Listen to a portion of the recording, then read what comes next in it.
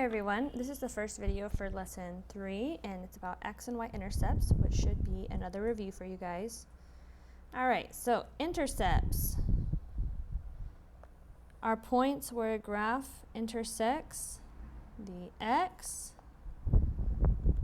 or y axis. So here is the x-intercept in our graph. There are two x-intercepts in this graph because the graph intersects the x-axis at 2 points. Here is the y-intercept. It's where the graph is intersecting the y-intercept. An x-intercept occurs where y equals 0.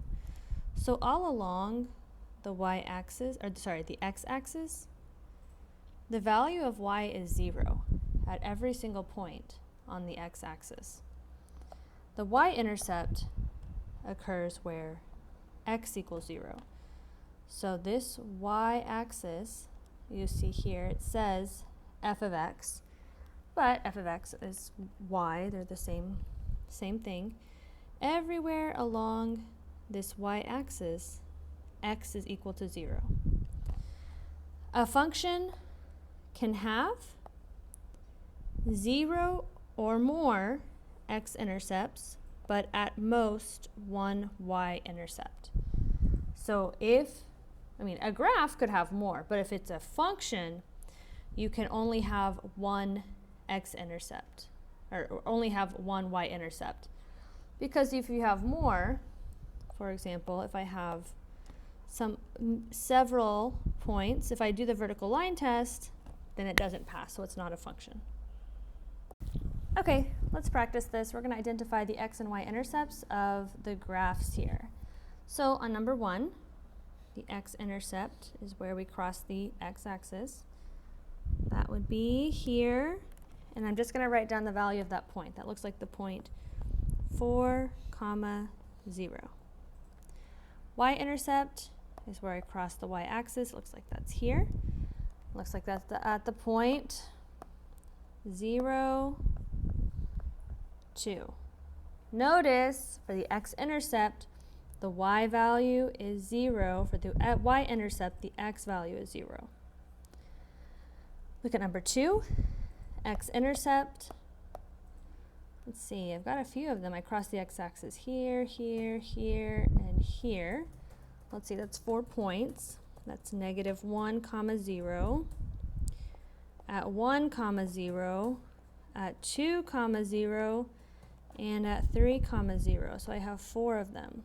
And then y-intercept, since this is a function, there should only be one. Oh, looks like it's right here. And that's the point 0, 1, 2, 3, 4, 5, 6. All right, let's look at number 3.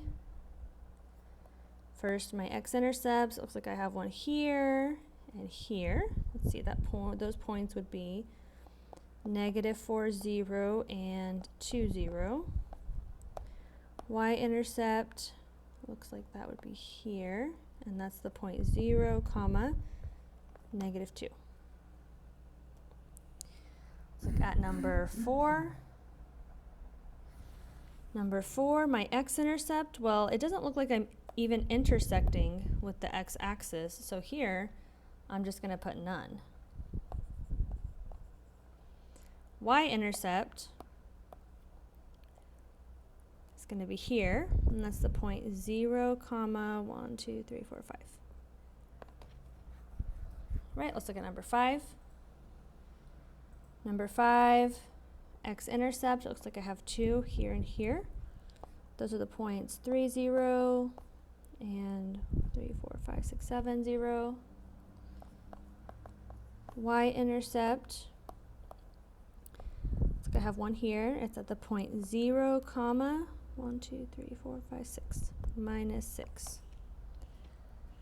Finally, number 6, x-intercept. Oh, it looks like the x-intercept is serving as an asymptote for this graph.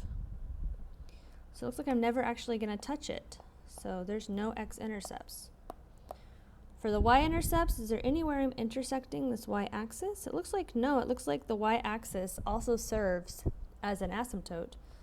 So this is also going to be none because I don't intersect with the x or the y-axis.